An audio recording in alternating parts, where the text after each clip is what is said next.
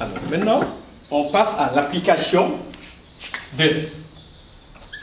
Alors, vous lisez l'application, vous regardez.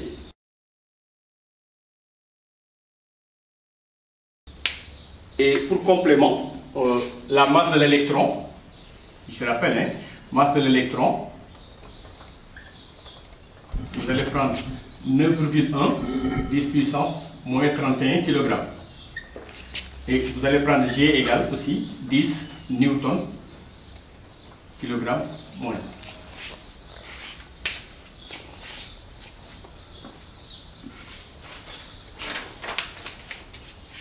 Alors, la première question qui est posée, c'est de donner les caractéristiques de la force de Lorentz qui s'exerce à chaque instant sur la particule dans les 3 cas suivants. Alors, notre particule, c'est quoi? C'est un électron. Nous avons un électron, notre particule. La particule chargée ici, la particule chargée qui nous intéresse ici est un électron. Donc, Q égale à combien? Q c'est moins 1. Et Q est négatif. Alors, on demande les caractéristiques de la force. Les caractéristiques de la force. Alors, le point d'application, toujours ce sera point d'application. Ici, ce sera l'électron. Quelle sera sa droite d'action, ou bien, souvent en mathématiques on parle de direction, sa droite d'action, on va dire tout simplement la perpendiculaire,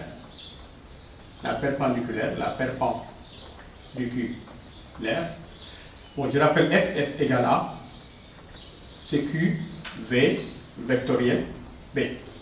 Pour rappel, droite d'action, la perpendiculaire, au plan formé par V et B. Quel sera son sens? Il est tel que le trièdre QV, B, F soit direct, comme on avait dit. Donc on utilisera tout simplement les règles d'orientation. Et son intensité, on aura F égale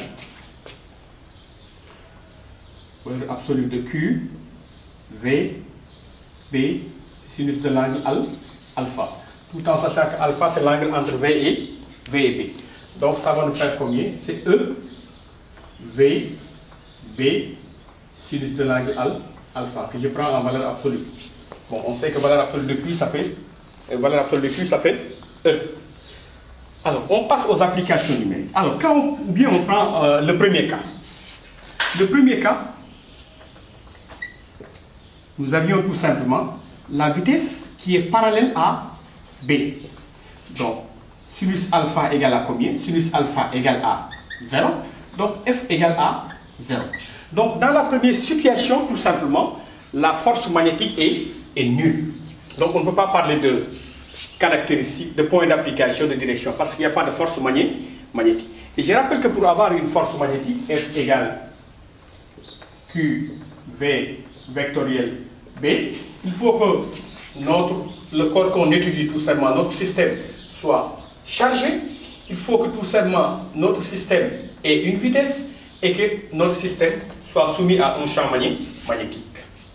Mais il faut aussi que V ne soit pas parallèle à B. Parce que si V est parallèle à B, tout simplement, cette force-là, ça s'annule. Premier cas. Alors, le deuxième cas, c'était tout simplement V qui était perpendiculaire à B. Dans ce cas, on avait dit que valeur absolue de sinus alpha, ça faisait combien? 1. Et on va trouver que F égale à combien? E, V, B. Donc, activité numérique. Donc, F va être égal à combien? E, 1,6, 10 puissance moins 19, multiplié par la vitesse V, 10 puissance 7 qu'on nous a donné, multiplié par B, 0,1. on trouve tout simplement 1,6 10 puissance moins 13. 10 puissance moins 13 newton. Alors, le troisième cas, c'était tout simplement l'angle entre V et P, qui est un angle de 30 degrés. Donc, F va être égal à combien? F égale à E, V, B, sinus 30 degrés. Donc, en activité numérique, nous aurons F égale 1,6 10 puissance moins 19 fois 10 puissance 7 fois 0,1 multiplié par sinus 30 degrés. Et là, je crois qu'on trouve, si on fait les calculs, je crois qu'on trouve 8 10 puissance moins 4 newton. Vérifiez les applications numériques. Maintenant, on nous demande de comparer le poids à la force de Lorentz. Comparaison entre P et F qui est la force de l'intensité de la force. Donc on compare l'intensité du poids et l'intensité de la force de Lorentz. C'est que P égale à combien? P égale à M fois G. Application numérique, on aura P égale M, 9,1 10 puissance moins 31 multiplié par 10, ce qui fera 9,1 10 puissance moins 30 newton. Donc, nous avons ici le poids. Dans un cas, on a F qui était égal à 1,6 10 puissance moins 13. Dans l'autre cas, on a F qui est égal à 8 10 puissance moins 4. Donc, faisons P sur F ou F sur P. Alors, pour faire une comparaison, on peut faire le rapport des deux. On peut faire A sur B ou bien B sur A. Mais de préférence, faites le plus grand toujours sur le plus petit. Parce que moi, je préfère dire que A égale 10 fois B que de dire que B égale 0,1 fois A. Donc, faites le plus grand sur le plus petit.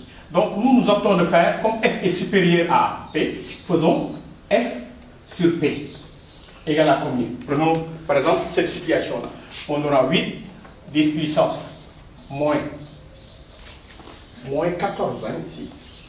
8 10 puissance moins 14 sur le poids 9,1 10 puissance moins 30. Et là on obtient 8,8 10 puissance 15. Là, on voit que tout simplement que P est très inférieur à F. C'est pourquoi d'ailleurs, lors de nos études tout simplement, on aura tendance tout simplement à négliger pour la plupart en tout cas du temps l'intensité du poids devant la force magnétique. Dans beaucoup d'exercices, on n'en tiendra pas compte parce que le poids est négligeable devant la force magnétique. Quand on a en tout cas des particules tout simplement chargées, pour la plupart. Hein. Maintenant, donc, nous avons vu l'expression de la force magnétique, les caractéristiques de la force magnétique. On va tout simplement examiner l'aspect énergétique.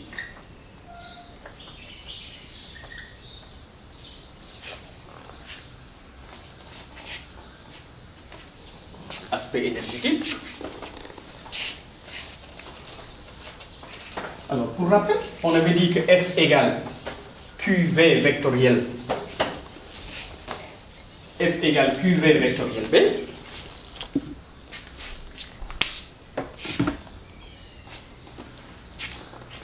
Donc, nous avons mis F égale QV vectoriel B. C'est automatique qu'une fois qu'on écrit ceci tout simplement, que F est perpendiculaire à V, mais aussi F est perpendiculaire à B. Donc F est perpendiculaire au plan formé par V et B. Là, ça doit être automatique. Alors, regardons la puissance de F. Puissance développée par F. Puissance développée par F. Donc P de f égale à combien? C'est tout simplement f escalaire la vitesse. Or, nous avons dit que tout simplement que f était perpendiculaire à la vitesse. On tire la conclusion tout simplement que f escalaire v égale à 0. Finalement, la puissance développée par la force F est égale à 0. Or, la puissance développée par la force F, c'est le travail de la force F sur la durée delta de t. Donc, égal à combien ici? Égal à 0.